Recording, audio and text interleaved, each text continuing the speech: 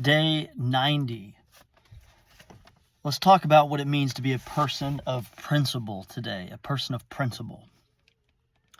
A quote that I found, it says, "If you are willing to abandon your principles for convenience and social acceptability, they are not your principles. They are your costume." What are principles? Principles are your fundamental truths and your beliefs that serve as your foundation. And I'm telling you, I don't know if it's just fleeting or just from what I've seen in our world, and maybe it's because we're so afraid of being canceled or being ostracized by people and we want our social acceptability coupons. But at the end of the day, I really respect people that believe foundationally something and stick to that and have faith and see it through. And I just strive, again, I always talk about it in these videos, but to be the same person on a Thursday as I am on a Tuesday, as I am on a Saturday, as I am on a Sunday. And in order to do that, I think you have to be strong in your convictions, and you have to actually believe what you say, and your actions have to follow your words, and vice versa. And there's so many examples throughout the Bible of people that have remained strong in their faith and have remained being a person of principle amidst very scary circumstances and very difficult circumstances. Like one we talked about a week or two ago, maybe it was a few weeks ago at this point, but it was in Daniel chapter 3 with King Nebuchadnezzar and Shadrach, Meshach, and Abednego willingly subjecting themselves into the fiery pit because they said, "My God's going to save me, and even if he doesn't, we still will not bow down to your gods." Like, that's being a person of principle. And the sermon today, ironically enough, was in the book of Daniel, chapter 1.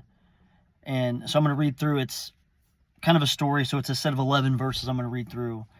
But it's about someone being a person of principle. So to tee this up, there was a handful of people that were held captives in Babylon, and this King Nebuchadnezzar was trying to subject these people into a different culture to make them adapt to their culture and live very different lives than they were living.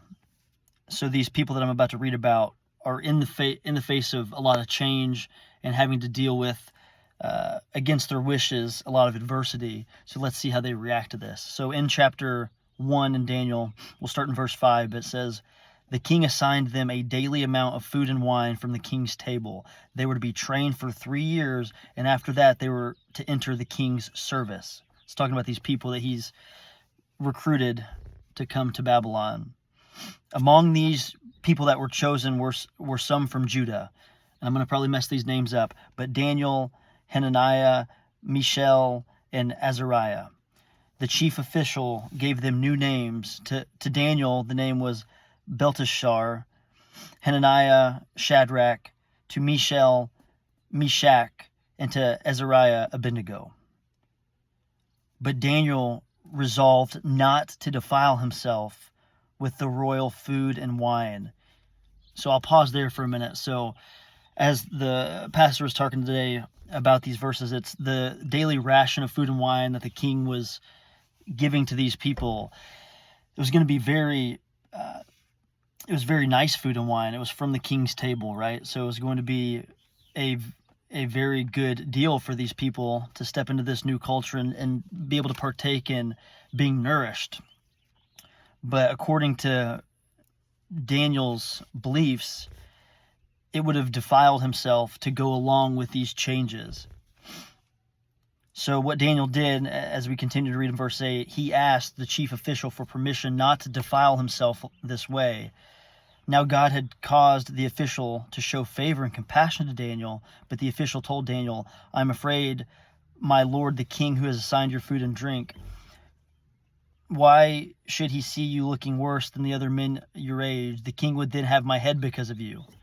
Because again, these officials that were serving the king were to follow every rule that the king laid out, or their life could be in jeopardy.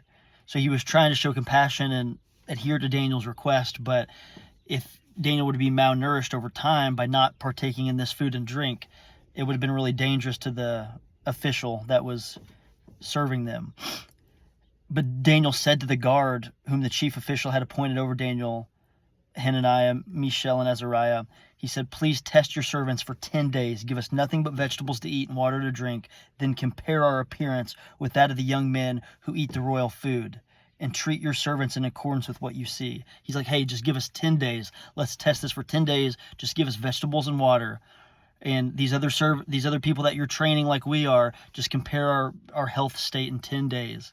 And then you can make the decision if you want to continue this or not. That's a pretty good negotiation from Daniel's part. So this person agreed to this and tested them for 10 days. And at the end of the 10 days, they looked healthier and better nourished than any of the young men who ate the royal food. So the guard took away their choice food and the wine they were to drink and gave them vegetables instead. Like, that's a risky move on Daniel's part, but he was a man of his convictions. He was a person of principle. And he negotiated a way to not defile his principles and to not defile his body. And in my application study Bible, it gives extra context, particularly on verse 12, I thought was interesting, where Daniel's negotiating, hey, please test your servants for 10 days and give us nothing but vegetables and water to drink. In my application study Bible, it says about that verse, it says, the Babylonians were trying to change the thinking of these Jews by giving them a Babylonian education, their loyalty, by changing their names, and their lifestyle by changing their diet. Without compromising, Daniel found a way to live by God's standard in a culture that did not honor God. Like, that's exactly what I'm talking about today, is how do we live by God's standard in a culture that is, absolutely not honoring of God in so many ways. It's like, I want to be a person of principle, just like Daniel in that moment, where I am not afraid and unashamed to be exactly who I know and I'm convicted by, who put me on this earth and why I'm here and where I'm going. So again, just to reiterate the quote, like, if you were, the non-biblical quote here that I started with, if you are willing to abandon your principles for convenience and social acceptability, they are not your principles. Like, if you're willing to bend from what you say you believe in an instant, you're not a person of substance.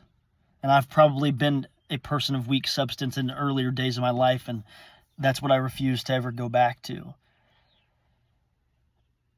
I want to be a person of principle and a person of substance that in the face of adversity, no matter what happens, no matter the external fears, anxieties, circumstances, distractions, whatever it is, that I can just calmly look that into the face and say, I know why I'm here. I know that I'm built for this. I know I'm built to overcome any obstacle that's put in my way, or any fear, anxiety, or anything that's pulling me away from why Jesus put me on this earth, which is to take care of my family, to take care of my body, and to lead others to Jesus. And if anything wants to stand in the way of that, I want to be a person of principle to again break through those brick walls that we talked about a couple days ago. Because I know that's going to be what's best to help lead my family and to be a light for so many others, to show them the hope that Jesus gives to us and the salvation that he gives to us. So be a person of principle every day. See what it does for your life and the people around you, and that's day 90.